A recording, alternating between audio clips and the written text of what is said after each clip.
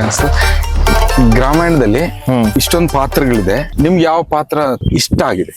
ನಂಗೆ ಅದೇ ನಮ್ಗೆ ಪಾತ್ರನ ಎಕ್ಸ್ಪ್ಲೇನ್ ಮಾಡಕ್ಕಾಗಲ್ಲ, ಬಟ್ ಜಹಾಂಗೀರ್ ಅವ್ರು ಮಾಡಿರೋ ರಮಣಿ ಕ್ಯಾರೆಕ್ಟರ್ ಸೊ ನನ್ಗೆ ಆಕ್ಚುಲಿ ಫೇವ್ರೆಟ್ ಕ್ಯಾರೆಕ್ಟರ್ ಇಡೀ ಸಿನಿಮಾದಲ್ಲಿ. ಅದ್ ಇಡೀ ಸಿನಿಮಾದಲ್ಲಿ ಬರುತ್ತೆ ಹೋಗುತ್ತೆ ಅಲ್ಲಲ್ಲಿ ಕಾಣಿಸ್ಕೊಳುತ್ತೆ, ಬಟ್ ಅದೊಂದು ಆ ಸಿನಿಮಾಗೆ ಒಂದು ಇಂಪಾರ್ಟೆಂಟ್ ಕ್ಯಾರೆಕ್ಟರ್ ತರಾನೇ ಅನ್ಸುತ್ತೆ ಅದು. ಸೊ ನಂಗೆ ಆ ಕ್ಯಾರೆಕ್ಟರ್ ಆಕ್ಚುಲಿ ತುಂಬಾ ಇಷ್ಟ. ಸೊ ಆ ಕ್ಯಾರೆಕ್ಟರ್ ಇಂದ ಜನಕ್ಕೆ ಏನೋ ಒಂದು ಸಿಗುತ್ತೆ. ಸೊ ಇದು ನೋಡಿ, ಇದು ಅದೇ ತರ, ಇದು ಒಂದೊಂದು ಲೊಕೇಶನ್ ತರ ಈ ಕ್ಯಾರೆಕ್ಟರ್ಸ್ ನ ಈ ಕ್ಯಾರೆಕ್ಟರ್ಸ್ ಇರ್ಲೇಬೇಕು, ಇಲ್ಲ ಅಂದ್ರೆ ಒಂದ್ ಡಿಫ್ರೆನ್ಸ್ ಗೊತ್ತಾಗುತ್ತೆ. ಬಟ್ ನೀವು ಕೈ ಇಟ್ಟು ತೋರ್ಸಕ್ಕಾಗಲ್ಲ, ಇದಿಲ್ಲ ಇದು ಇವ್ರಿಲ್ಲ ಅಂದ್ರೆ ಏನ್ ಮಿಸ್ ಆಗುತ್ತೆ ಅಂತ ಕೈ ಇಟ್ಟು ಹೇಳಕ್ಕಾಗಲ್ಲ. ಬಟ್ ಈ ಕ್ಯಾರೆಕ್ಟರ್ ಬೇಕು. ನಾನ್ ಬರಿವಾಗ ಅನ್ಸೋದು, ಬರಿಬೇಕಾದ್ರೆ ಕೆಲವೊಂದ್ ಪಾತ್ರಗಳು ಅವೇ ಬಂದು ಮಾತಾಡವು. ಇನ್ನು ಉಳಿದಿರೋ ಮುಖ್ಯ ಪಾತ್ರನೇ ಅಲ್ಲೆಲ್ಲೋ ಜೂನಿಯರ್ ಆರ್ಟಿಸ್ಟ್ ತರ ಸೈಲೆಂಟ್ ಆಗಿ ಅಲ್ಲೆಲ್ಲೋ ಓದ್ತಿದ್ದ, ಏನೋ ಸಪ್ಪೆ ಎತ್ಕೊಂಡು ಅಥವಾ ಅಲ್ಲೇನೋ ಅವ್ರದ್ರ ಪಾಡಿಗೆ ಅದ್ ಕೆಲಸ ಮಾಡ್ಕೊಂಡು ಇಲ್ಲ ನಿಂತ್ಕೊಂಡು ನೋಡ್ಕೊಂಡು, ಅದೇ ಈ ಬ್ಯೂಟಿ ಈ ಸ್ಕ್ರಿಪ್ಟ್ ಸೂಪರ್. ಅದು ಆಕ್ಚುಲಿ ಹಳ್ಳಿಗೂ ಹಂಗೆ ಅಲ್ವಾ, ಈಗ ನಮ್ಗೆ ನೋಡೋರಿಗೆ ನಾವು ಇದು ಮೇನು ಇದು ವಿಲನ್ ಅದು ಕ್ಯಾರೆಕ್ಟರೈಸ್ ಮಾಡ್ತೀವಿ. ಹಳ್ಳಿಗೆ ಎಲ್ಲ ಜನರು ಅಷ್ಟೇ.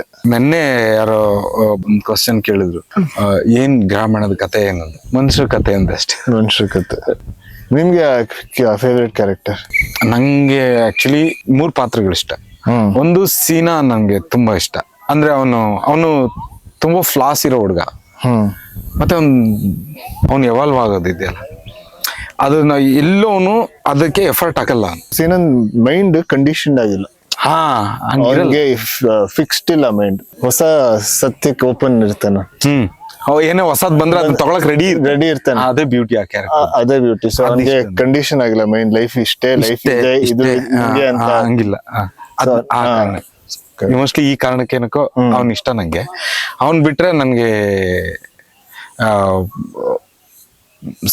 ಕುಸ್ಮಾ ಮತ್ತೆ ಗುರುಮೂರ್ತಿ ನಂಗೆ ಗುರುಮೂರ್ತಿ ತುಂಬಾ ಇಷ್ಟ. ಆಮೇಲೆ ಲಾಸ್ಟ್ ಸದಾನಂದ ಸ್ವಾಮಿ ತುಂಬಾ ಹ್ಯೂಮನ್ ಅನ್ಸ್ತಾನ ನಂಗೆ, ತುಂಬಾ ಆನೆಸ್ಟ್ ಮನುಷ್ಯ. ಅಂದ್ರೆ ಅವ್ನ್ ರಿಯಲ್ ಮನುಷ್ಯ ಅನ್ನಿಸ್ತಾನೆ. ಅದ್ ಬರಿಬೇಕಾದ್ರು ಆ ಕಿಕ್ ಸಿಕ್ಕಿದೆ ನಂಗೆ. ಮಾಡ್ಬೇಕಾದ್ರೆ ಗೋಪಾಲ್ ದೇಶಪಾಂಡೆ ಅವರು ಅವರು ನೆಕ್ಸ್ಟ್ ನಾನು ಒಂದು ಆಕ್ಷನ್ ಹೇಳಿದ್ರೆ ಅವ್ರು ಇಲ್ಲಿದ್ದ ಪಕ್ಕದಲ್ಲಿ ಕೂತ್ಕೊಂಡು ಕಾಮಿಡಿ ಮಾಡ್ಕೊಂಡು ನಕ್ಕೊಂಡು ಹಿಂಗ್ ಹೋಗಿ ಹೋಗಿ ಕ್ಯಾಮ್ರಾ ಮುಂದೆ ಅದನ್ನ ಮಾಡಿ ಕಟ್ ಹೇಳಕ್ ಮನ್ಸೇ ಆಗ್ತಿರಲ್ಲ ಒಂದೊಂದ್ ಟೈಮ್. ಆಕ್ಚುಲಿ ಗೋಪಿಣ್ಣ ರೀ ಡೈರೆಕ್ಟರ್ ಕಟ್ ಹೇಳ್ರಿ ಡೈಲಾಗ್ ಬರೀತು ಅಂತ ಅದೇ ಎಮೋಷನ್ ಅಲ್ಲಿ ಬೇರೆ ಡೈಲಾಗ್ ಹೇಳಿದ್ದು ಇದೆ. ಅದೊಂದು ಪಾತ್ರ. ಮತ್ತೆ ಆಮೇಲೆ ಕುಸ್ಮನ್ ಪಾತ್ರ ತುಂಬಾ ಭಯ ಪಟ್ಟಿದ್ದೆ ನಾನು. ಬೇಗ ತುಂಬಾ ಚೆನ್ನಾಗಿ, ಅಂದ್ರೆ ಅದನ್ನ ಹೊಡೆದಾಕ್ಬಿಟ್ರು. ಇವತ್ತು ತೋರ್ಸಿದ ಪೋಸ್ಟರ್ ನಂಗೆ ತುಂಬಾ ಇಷ್ಟ ಆಗಿದೆ. ಆ ಮೇಘ ನಿಂತ್ಕೊಂಡು ನನ್ ಕಾನ್ಸಂಟ್ರೇಷನ್ ಟಕ್ ಅಂತ ಅಲ್ಲಿಗೋಯ್ತು. ಆಮೇಲೆ ಬೇರೆದೆಲ್ಲ ಆ ಕಾರಣಕ್ಕೆ ಅದು ಆ ಪೋಸ್ಟ್ ನಂಗೆ ಇರ್ಲಿ ಅಂತ ಅನ್ಸ್ತು ನನಗೆ. ಅದು ಮತ್ತೆ ಗುರುಮೂರ್ತಿ ಆಬ್ವಿಯಸ್ಲಿ ನಂಗೆ ಅವ್ನ ಇಷ್ಟ. ಈ ಜರ್ನಿನಲ್ಲಿ ಇನ್ನೂ ಮನ್ಸಲ್ಲಿ ಇಟ್ಕೊಂಡಿರುವಂತದ್ದು ಯಾವ್ದಾದ್ರು ಅಂದ್ರೆ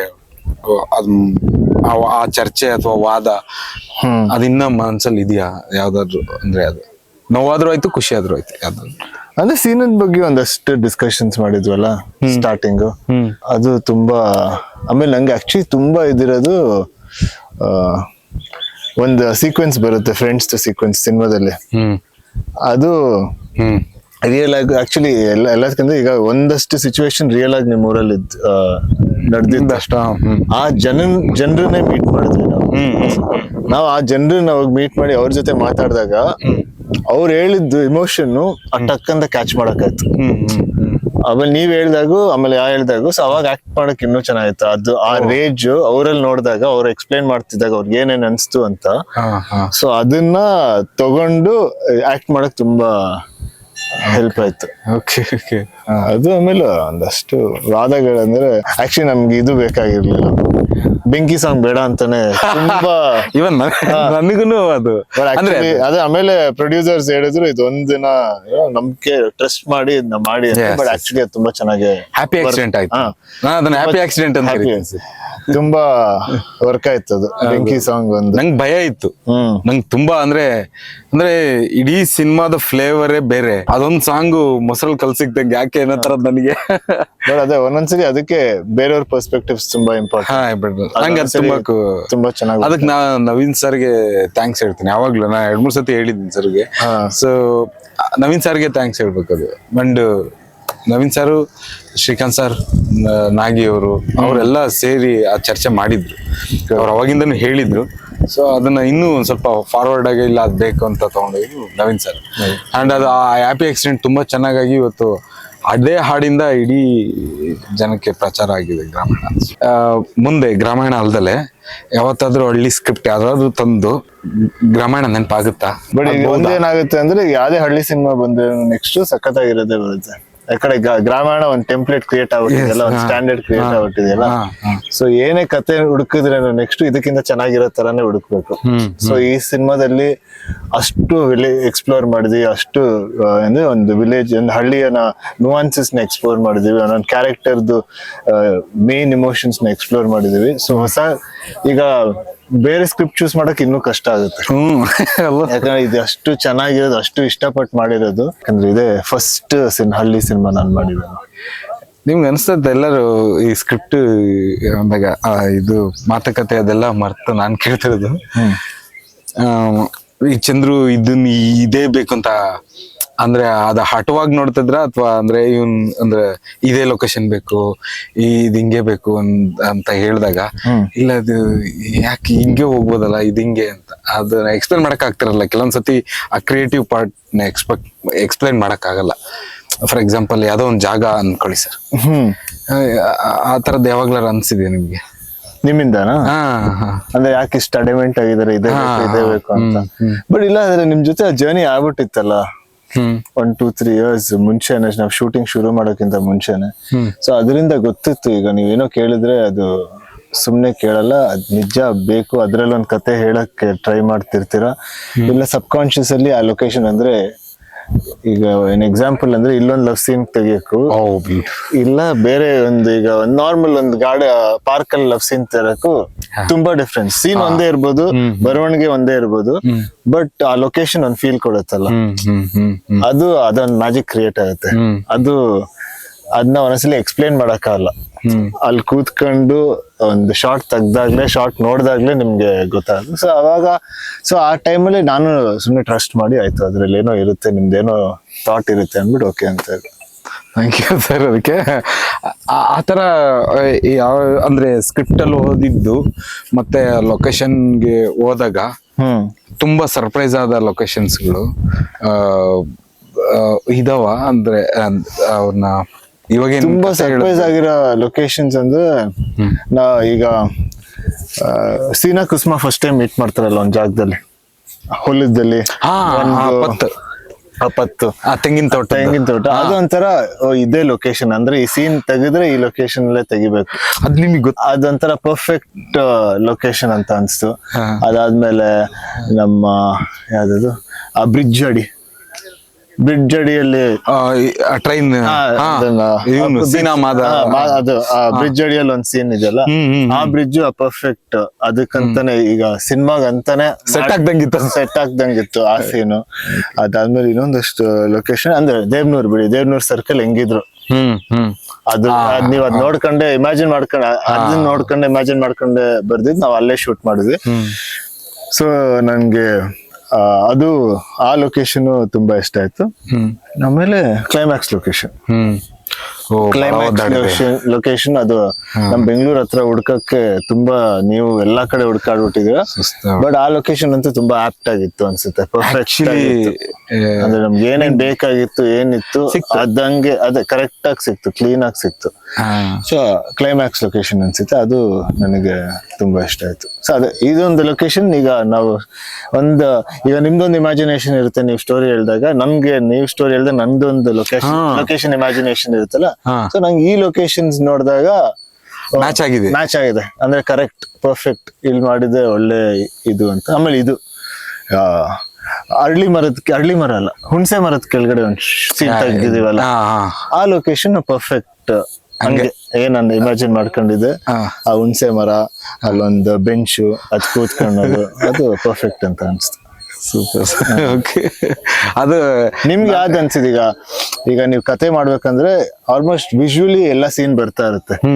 ಸೊ ಯಾವ ಸೀನು ನಿಮ್ ಬರೋದು, ಯಾಕಂದ್ರೆ ನೀವು ವಿಜುವಲೈಸ್ ಮಾಡಕ್ಕೂ ತೆಗಿಯಕ್ಕೂ ನಾರ್ಮಲ್ ಆಗಿ ಅದು ಒಂದ್ 80% ಬರುತ್ತೆ, 90% ಬರುತ್ತೆ, 50% ಬರುತ್ತೆ. ಯಾವ್ದು ಕ್ಲೋಸೆಸ್ಟ್ ಟು ಯುವರ್ ವಿಜುವಲೈಸೇಷನ್ ಬಂದಿದೆ? ಹುಣಸೆ ಮರ, ಕುಸುಮನ ಹೊಲ, ಕುಸುಮನ ಹೊಲ, ಮತ್ತೆ ಸೀನನ ಮನೆ, ಸೀನನ ಮನೆ, ಮತ್ತೆ ಕುಸುಮನ ಮನೆ, ಕುಸುಮನ ಮನೆ, ನೀವೇನ್ ಅನ್ಕೊಂಡಿದ್ರಿ? ಸ್ಟ್ರೀಟ್, ಇವನ್ ಸೀನನ್ ಮನೆ, ಬೀದಿ, ಆಲ್ಮೋಸ್ಟ್ ಸರ್ ಅದು ನಾನು ಬಿಟ್ಟಿಲ್ಲ. ಅಂದ್ರೆ ನಾನು ಎಲ್ಲೂ ಅದನ್ನ ಸ್ವಲ್ಪ ಕಷ್ಟ ಆಗಿದೆ. ಮತ್ತೆ ಸೀನನ್ ಮನೆ ಸರ್, ಅಂಡ್ ಆ ಬೀದಿಗಳು ಅಂದ್ರೆ ನಾವು ನಮ್ಗೆ ಎಕ್ಸ್ಪೆಕ್ಟ್ ಮಾಡಕ್ ದಂಗೆ ಸಿಕ್ಕಿದ್ದು ನನಗೆ ಸೀನನ್ ಮನೆ ಆಪೋಸಿಟ್ ಅಲ್ಲಿ ಸಿಕ್ಕಿದ್ದು ಆ ರಾಗಿ ಮಿಲ್. ಇದ್ರ ಸಾಂಗ್ ಅಲ್ಲಿ ಬರುತ್ತೆ, ನಿಮ್ಗೆ ನೆನಪಿದೆಯಾ ಸರ್? ಅದು ಅಂದ್ರೆ ಇವಾಗ್ಲೂ ಕೂಡ ಆ ಮಾಂಟಾಜ್ ಸ್ಕ್ರಿಪ್ಟ್ ಅಲ್ಲಿ ಇಲ್ಲ. ನಂಗೆ ಆ ಲೊಕೇಶನ್ ನೋಡಿದಾಗ ನಂಗೆ ಆ ಮಾಂಟಾಜ್ ಹೊಳೆಯುತ್ತೆ. ಅಂದ್ರೆ ಲೊಕೇಶನ್ ನಾವ್ ಅನ್ಕೊಂಡಂಗೆ ಗಿಫ್ಟ್ ಕೊಡ್ತಾವ. ಅಂದ್ರೆ ಕೆಲವೊಂದ್ ಜಾಗಗಳು ಆ ಥಾಟ್ ಪ್ರೊಸೆಸ್ ರನ್ ಮಾಡ್ತಾರ, ಇಂಪ್ರೂವೈಸೇಷನ್ ಇನ್ನು. ಈಗ ಕೆಲವೊಂದ್ ಸತಿ ನಾನೇನೋ ಬರ್ಕೊಂಡಿರ್ತೀನಿ, ಅದನ್ನ ನೀವೇನೋ ಸರ್ ನಂಗೆ ಹಿಂಗ ಅನ್ಸದೆ ಎಕ್ಸ್ಪ್ಲೇನ್ ಮಾಡಿದಾಗ ನಿಮಗೆ ಗೊತ್ತಿಲ್ದಂಗೆ ಏನೋ ಸರಿನಾ ತಪ್ಪ ಏನೋ ಅಥವಾ ಇಂಪ್ರೂವೈಸೋ ಏನೋ ಮಾಡಿರ್ತೀರಾ. ನಾನ್ ಅನ್ಕೊಂಡಿದ್ದು ಇಲ್ಲ ಇದ್ ಚೆನ್ನಾಗಿದೆಯಲ್ಲ ಇದ್ದೇ ಹೋಗೋಣ ಅಂತ ನಾನು ಬರ್ಕೊಂಡಿದ್ದನ್ನು ಬಿಟ್ಟು ಹೋಗಿದ್ದು ಇದೆ. ಕರೆಕ್ಟ್. ಅದು ಲೊಕೇಶನ್ಸ್ ಗಳಿಂದ ಆಗಿದೆ. ಆಲ್ಮೋಸ್ಟ್ ನನ್ಗೆ ಸರ್ ಎಲ್ಲ ಲೊಕೇಶನ್ಸ್ ಗಳನ್ನು ಆಗಿದೆ. ಅಂದ್ರೆ ಒಂದು 80% ರೀಚ್ ಆಗಿದೆ. 80% ರೀಚ್ ಆಗಿದ್ದೀನಿ. ಅಂದ್ರೆ ಅದು ಆಗೋವರೆಗೂ ಬಿಡ್ತಾ ಎಲ್ಲ ಹಂಗೆ ಆಗ್ತಾ ಇರಲಿಲ್ಲ ಸರ್. ಅಂದ್ರೆ ಫ್ರೇಮ್ ಕ್ರಿಯೇಟ್ ಆಗಿರೋದಲ್ಲ, ಎಡಿಟ್ ಆಗಿರುತ್ತೆ ತಲೆಯಲ್ಲಿ. ಸೊ ಇವಾಗ ನೀವು ಗ್ರಾಮಣ್ಣ ಬರ್ದಾಗ ಒಂದು ಇಷ್ಟಂದ್ರೆ ಒಂದು ಫಸ್ಟ್ ಟೈಮ್ ಬರ್ದಾಗ ಒಂದೂವರೆ ಸಾವಿರ ಪೇಜ್ ಬಂದಿದೆ. ಸೊ ಅದ್ರಲ್ಲಿ ಎಷ್ಟು ಬೇಕು ಸಿನಿಮಾ ಮಾಡಕ್ಕೆ ಅಷ್ಟನ್ನ ಮಾತ್ರ ತಗೊಂಡು ಒಂದ್ ಸಿನಿಮಾ ಮಾಡಿದ್ರೆ, ಅದೊಂದು ಸ್ಕ್ರೀನ್ ಪ್ಲೇ ಮಾಡಿದ್ರ. ನಿಮ್ಗೆ ಇನ್ನೊಂದ್ 2-3 ವಿಷಯ ಇನ್ನೂ ಆಡ್ ಮಾಡ್ಬೇಕಂತ ಇತ್ತ, ಇಲ್ಲ ಇದರಿಂದ ಇನ್ನೊಂದ್ 2-3 ವಿಷಯ ಇನ್ನೂ ತೆಗಿಬೇಕಂತ ಇತ್ತ?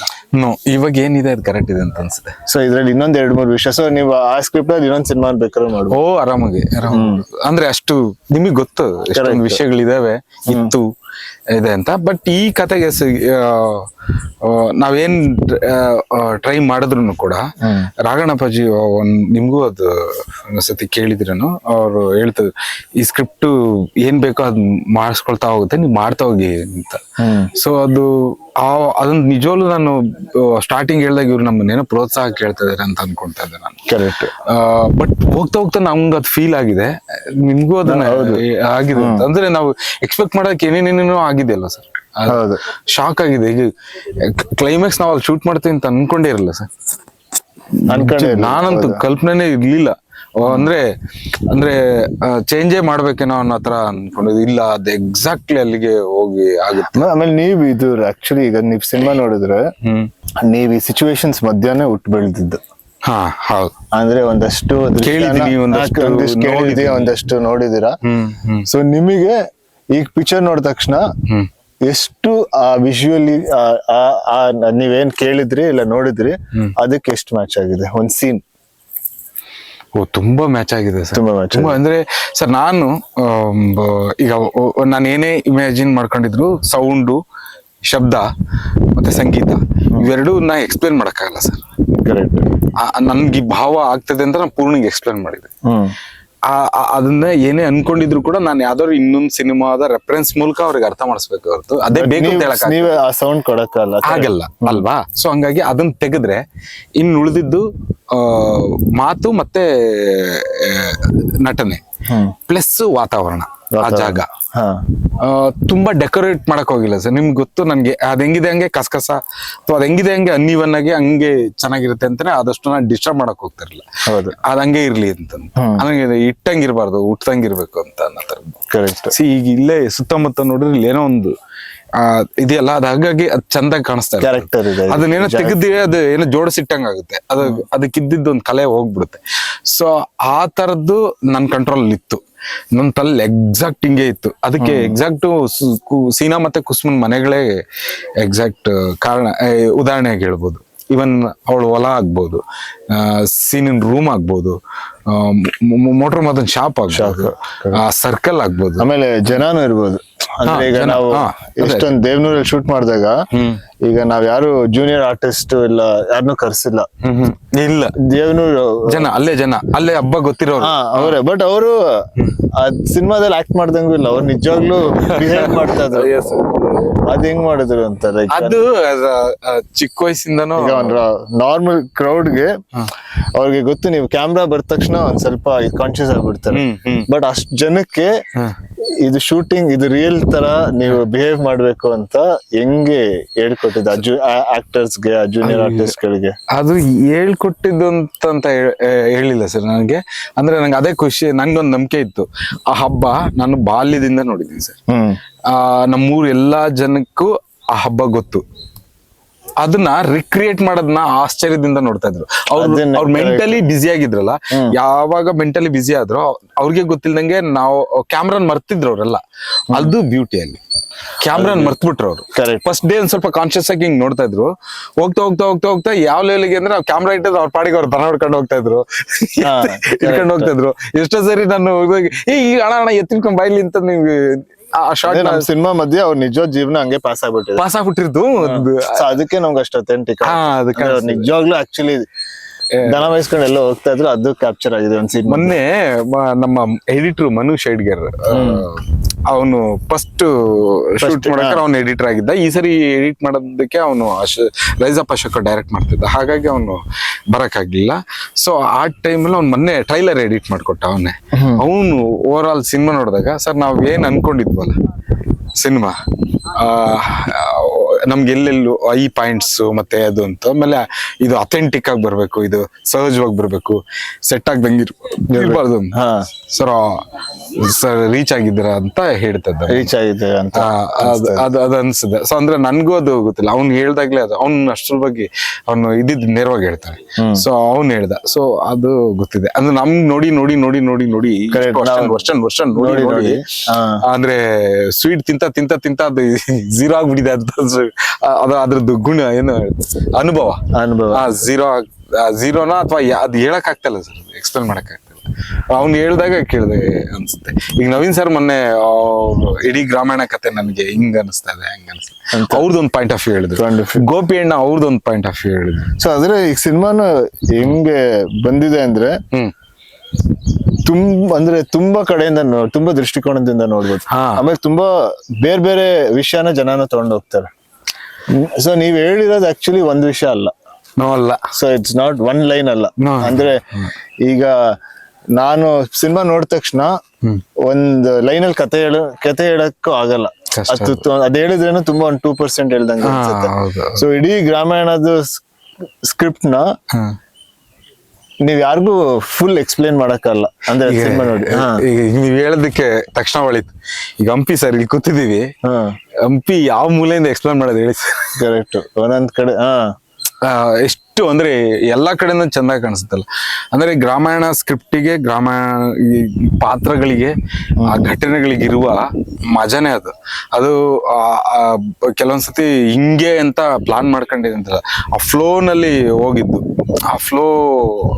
ಬಟ್ ಹೆಂಗೆ ಅಂದ್ರೆ ನಾನು ಹೇಳ್ತಾ ಇರೋದು, ಒಂದ್ ಸಿನಿಮಾ ಹೋಗ್ಬೇಕಂದ್ರೆ ಒಬ್ರು ಪಾಯಿಂಟ್ ಆಫ್ ವ್ಯೂ ಅಲ್ಲಿ ಇರುತ್ತೆ. ಬಟ್ ಇದು ಬಂದ್ಬಿಟ್ಟು ನಿಮ್ಗೆ ಆ ಸಿನಿಮಾ ನೋಡ್ತಾನೆ ನಿಮ್ಗೆ ಒಂದ್ ಕಡೆ ಸೀನಿಯನ್ ಪಾಯಿಂಟ್ ಆಫ್ ವ್ಯೂ ಕಾಣಿಸುತ್ತೆ, ಒಂದ್ ಕಡೆಯಿಂದ ಸಿನಿಮಾ ಫುಲ್ ಏನದು ಕುಸ್ಮನ್ ಪಾಯಿಂಟ್ ಆಫ್ ವ್ಯೂ ಇಂದ ಕಾಣಿಸುತ್ತೆ, ಒಂದೊಂದ್ಸರಿ Sadanand point of view, Swami point of view ಇಂದ ಕಾಣಿಸುತ್ತೆ, ಒಂದೊಂದ್ಸರಿ ಕರಿಬೇಕು ಪಾಯಿಂಟ್ ಆಫ್ ವ್ಯೂ ಇಂದ ಕಾಣಿಸುತ್ತೆ. ಸೊ ನಾವೆಲ್ಲಾ ಕ್ಯಾರೆಕ್ಟರ್ ಮೈಂಡ್ ಒಳಗಡೆ ಹೋಗಿ ಸಿನಿಮಾ ನೋಡ್ತೀವಿ ಒಂದೊಂದ್ ಕಡೆ. ಅದ ನನ್ಗೂ ಆಯ್ತು. ಮೊನ್ನೆ DTS ಅಲ್ಲಿ ಕೂತ್ಕೊಂಡಾಗ ನವೀನ್ ಸರ್ ಕೂತ್ಕೊಂಡಿದ್ರು, ಅವ್ರು ಚೆಕ್ ಮಾಡೋದಕ್ಕೆ ಅಂತ. ಮತ್ತೆ ಪೂರ್ಣನು ಕೂತ್ಕೊಂಡಿದ್ರು, ಅವರು ಸಿಸ್ಟಮ್ ಮುಂದೆ ಕೂತ್ಕೊಂಡಿದ್ರು. ನನ್ಗೆ ಅಲ್ಲಿ ಬೇಡ, ನಾನು ಸ್ವಲ್ಪ ಮುಂದೆ ಹೋಗ್ಬಿಟ್ಟು ಒಬ್ನೇ ಸುಮ್ನೆ ಕೂತ್ಕೊಂಡು ಆರಾಮಾಗಿ ಕೂತ್ಕೊಂಡು ಹೋಗಿ ಲಿಟ್ರಲಿ ನನ್ಗೆ ಹಂಗ ನಾನ್ ಸ್ಕ್ರಿಪ್ಟ್ ಬರೆಯುವಾಗ ಸಿಕ್ಸೆನ್ ಸೀನ್ ಅನ್ನೋ ಒಬ್ಬ ಹುಡುಗನ ಜೀವನದಲ್ಲಿ ಅವನಿಗಿರುವ ಒಂದು ಗುರಿ ಏನೇ ಇಟ್ಕೊಂಡಿರ್ತಾನೆ. ಆ ಗುರಿ ಇಟ್ಕೊಂಡು ಅವನಿಗೆ ಗೊತ್ತಿಲ್ದಂಗೆ ಅವನಿಗೆ ಸಿಗುವ ಘಟನೆಗಳಿಗೆ ಡಿಕ್ಕಿ ಹೊಡಿತಾ ಹೋಗ್ತಾನೆ. ಆ ಡಿಕ್ಕಿ ಹೊಡಿಯೋ ಬರದಲ್ಲಿ ಅವನಿಗೆ ಅಲ್ಲಲ್ಲೇ ಒಂದಷ್ಟು ಒಂದಷ್ಟು ಘಟನೆಗಳು ಸನ್ನಿವೇಶಗಳು ಸಿಗ್ತಾ ಹೋಗ್ತವೆ. ಆದ್ರಿಂದ ಅವ್ನು ಹೆಂಗೆ ಎವಾಲ್ವ್ ಆಗ್ತಾ ಹೋಗ್ತಾನೆ, ಮಾಗ್ತಾ ಹೋಗ್ತಾನೆ, ಎಕ್ಸ್ಪೀರಿಯನ್ಸ್ ಆಗ್ತಾ ಹೋಗ್ತಾನೆ.